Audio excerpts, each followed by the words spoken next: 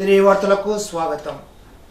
CPI పశ్చిమ గోదావరి జిల్లా సమితి 27వ జిల్లా మహాసభలు ఆగస్టు 19-20 తారీఖుల్లో తణుకులో నిర్వహించినట్లు సిపిఐ జిల్లా కార్యదర్శి కొనాలి భీమారావు చెప్పారు. సోమవారం తణుకు వంక సత్యనారాయణ సురజ్య భవనంలో జరిగిన సిపిఐ తణుకు పట్టణ సమితి సమావేశంలో భీమారావు ముఖ్య అతిథిగా పాల్గొని మాట్లాడుతూ ఆగస్టు 7-8 తేదీల్లో ఉండిలో జరపదలపెట్టిన పార్టీ జిల్లా మహాసభలు అనివార్య కారణాల వల్ల ఉండిలో రద్దు చేసి తణుకులో జరపడానికి నిర్ణయించినట్లు భీమారావు తెలిపారు. మహాసభల సందర్భంగా ఆగస్టు 19న తణుకులో ప్రజా ప్రదర్శన బహిరంగ సభ నిర్వహిస్తామని అన్నారు. 12న ప్రతినిధుల సభ ఉంటుందని అన్నారు. ఈ మహాసభలకు సిపిఐ రాష్ట్ర కార్యదర్శి కె రామకృష్ణ ముఖ్య అతిథిగా హాజరవుతారని తెలిపారు. సిపిఐ రాష్ట్ర సహాయ కార్యదర్శి ముప్పాల నాగేశ్వరరావు, రాష్ట్ర కార్యవర్గ సభ్యులు డేగా ప్రభాకర్, రాష్ట్ర కార్యవర్గ సభ్యుడు తాడిపాక మధు తదితరులు హాజరవుతారని అన్నారు. సిపిఐ సంస్థాగత నిర్మాణంలో భాగంగా ప్రతి 3 ఏళ్లకు ఒకసారి జరిగే పార్టీ మహాసభలు విజయవంతానికి అందరూ సహకరించాలని భీమారావు కోరారు. సిపిఐ పట్టణ సమితి సభ్యులు మందుల ముత్తయ్య అధ్యక్షత జరిగిన ఈ సమావేశంలో సిపిఐ పట్టణ కార్యదర్శి బొద్దని నాగరాజు, పట్టణ సమితి సభ్యులు పి దత్తాత్రేయ ప్రసాద్, గుబ్బల వెంకటేశ్వరరావు, పుట్ట అమ్మిరాజు, పొద్ద మురళి తదితరులు పాల్గొన్నారు.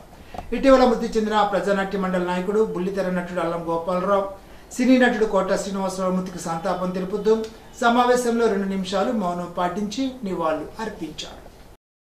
పాలకొల్లుకు చెందిన సీనియర్ జర్నలిస్టు పైవీర సత్య భౌతికాయానికి రాష్ట్ర మంత్రి నిమ్మల రామనాయుడు పూలమాలలు వేసి ఘనంగా నివాళులర్పించారు. సత్యం ఆత్మకు శాంతి కలగాలని భగవంతుని కోరుకుంటూ కుటుంబ సభ్యులకు ప్రగాఢ సానుభూతి తెలిపారు. పాత్రికేయునిగా సత్యం చేసిన సేవలను కొనియాడారు.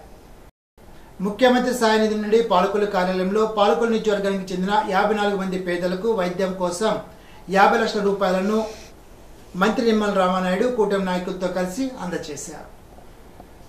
ఎవరైతే పేదలు ఉన్నారో, ఎవరైతే మధ్యతరగతి వర్గాలు ఉన్నారో, వాళ్ళ అనారోగ్యానికి గురైనప్పుడు ఆసుపత్రికి సంబంధించినటువంటి ఖర్చుల నిమిత్తం ఇంట్లో బంగారాన్ని తాకట్టు పెట్టో, ఇల్లు తాకట్టు పెట్టో, వడ్డీలు తెచ్చుకునో, అప్పులు తెచ్చుకునో వైద్యాన్ని చేయించుకుని ఆ వైద్యం అనంతరం ఆరోగ్యంతో ఇంటికి వెళ్ళినా కూడా ఆ ఆరోగ్య నిమిత్తం ఖర్చు పెట్టినటువంటి ఖర్చులు, ఆ అప్పులు ఎట్లా తీర్చాలనేటువంటి బాధ, ఆ కష్టం, ఆ ఇబ్బంది మీకు ఉండకూడదనేటువంటి ఆలోచనతో గౌరవ ముఖ్యమంత్రి నారా చంద్రబాబు నాయుడు గారు, గౌరవ ఉప ముఖ్యమంత్రి వర్యులు పవన్ కళ్యాణ్ గారు, నరేంద్ర మోడీ గారి సహకారంతో మీకు ఏ కష్టము ఉండకూడదు, ఏ శ్రమ ఉండకూడదు అనేటువంటి ఆలోచనతో మీరు ప్రైవేట్ ఆసుపత్రుల్లో వైద్యం చేయించుకున్నప్పటికీ కూడా ఆ బిల్లులు మీరు తీసుకొచ్చి మన ఆఫీసులో ఇస్తే మళ్ళీ చంద్రబాబు నాయుడు గారి ద్వారా మళ్ళీ ఈరోజు ఆ చెక్కులు మీ చేతిలో పెడుతున్నాము అని అంటే ఈ ప్రభుత్వం మానవత్వం అనేటువంటి ప్రభుత్వం,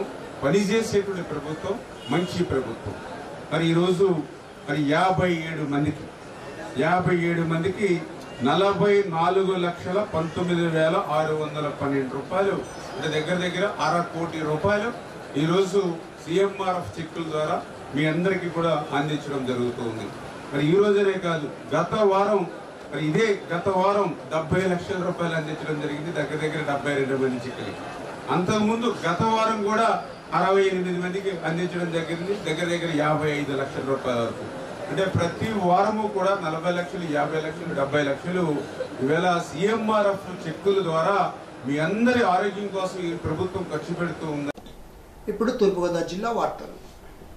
సిఎంఆర్ఎఫ్ పేదల ఆరోగ్యానికి సంజీవం లాంటిదని, తద్వారా పేదలకు ఆరోగ్య భద్రత చేకూరుతుందని రాష్ట్ర పర్యాటక, సాంస్కృతిక, సినిమాటోగ్రఫీ మంత్రి నిడదవోలు శాసనసభ్యులు కందుల దుర్గేష్ తెలిపారు.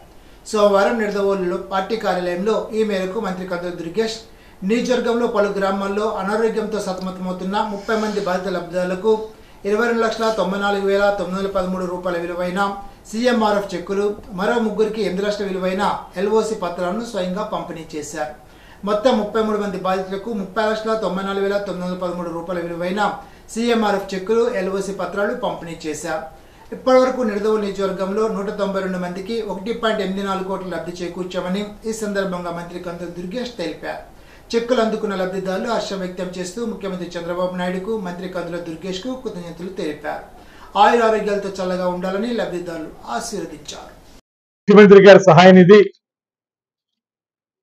మన దగ్గరికి వచ్చినటువంటి అప్లికేషన్స్ అవసరంలో ఉన్న వారి వెంటనే పెడితే వాటిని ముఖ్యమంత్రి గారు వెంటనే శాంక్షన్ చేయడం అనేది మనం చూస్తున్నటువంటి ఒక ప్రత్యేకమైనటువంటి కార్యక్రమం.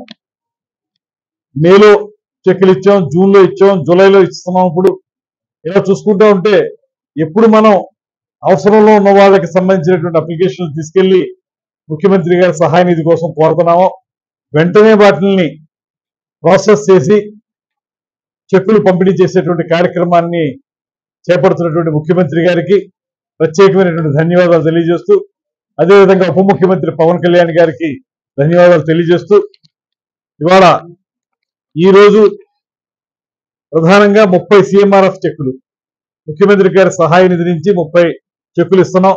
22,94,913 రూపాయలు.